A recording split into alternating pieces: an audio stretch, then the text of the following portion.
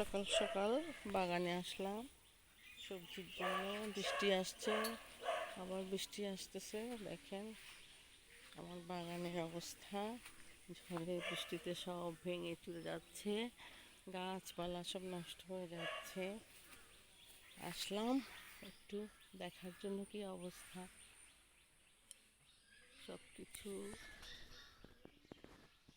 এলোমেলো।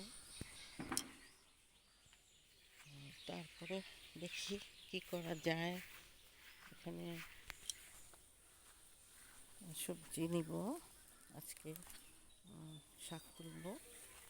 এখানে ডাঁটা শাক আছে অনেক, এই যে এখানে পুঁই শাক আছে, পুঁই শাক, ঝিঙা গাছ, এখনও ঝিঙা ফলন আসেনি ভালো করে।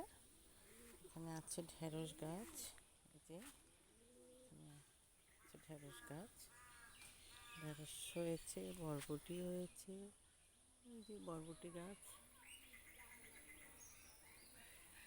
বরবটি গাছ এসেছে। প্রতিদিনই ছিটতে হয় বরবটি, প্রায় প্রতিদিনই হয়। এই যে পড়ে আছে সব মাটিতে, বৃষ্টি আসছে আবার। এই যে অনেক ডাঁটা গাছ আছে, শাক গাছ আছে। আবার রেডি করছি গাছ লাগাবার জন্য। আজকে ছিড়ব, একজন পার্শ্ববর্তী খেতে চেয়েছে ডাঁটা শাক, ডাঁটা তুলে দেব। আর আমার জন্য নিব এই পাট শাক। এই যে অনেক পুষ্টি আছে এই শাকে। এই যে পাট শাক তুলছি, পাট শাক আমাদের জন্য বা ঘরের জন্য। আমরা দুজন মানুষ, আমাদের অল্প হলে চলে যায়।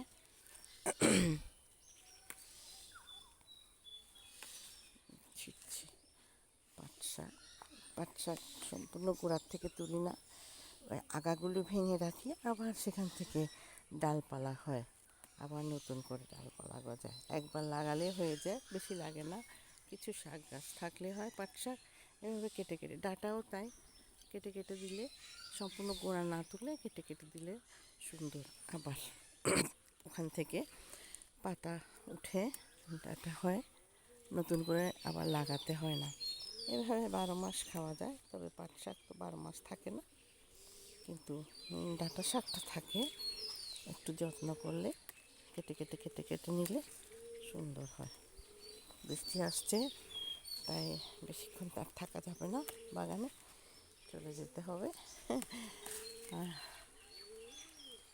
এই যে আমার বাগানে রেডি করছি। আবার এখানে ঘাস উঠে গেছে, বৃষ্টির জন্য গাছ দিতে পারছি না, গাছ দিব। আমার মালটা গাছেও মালটা ধরেছে, এই যে মালটা গাছ, এই যে দেখেন মালটা গাছ, এটা মালটা গাছ, এটা মালটা গাছ, এটা মালটা গাছ। এখানে আছে মিষ্টি কুমড়া শাক, এই যে শাক। আমি শাক খেতে খুব পছন্দ করি। প্রতিদিন খাবারে আমাদের সবজি শাক থাকবেই। শাক আমার বেশি প্রিয়, তাই প্রতিদিন শাক চলে। আমি এই জন্য শাক বেশি করে লাগাই। আপনারাও খাবেন, শাক অনেক উপকারী। এটা হচ্ছে মেস্তা গাছ, এগুলো মেস্তা পাতা গাছ। এই যে সবাই ভালো থাকবেন, সুস্থ থাকবেন, টাটা।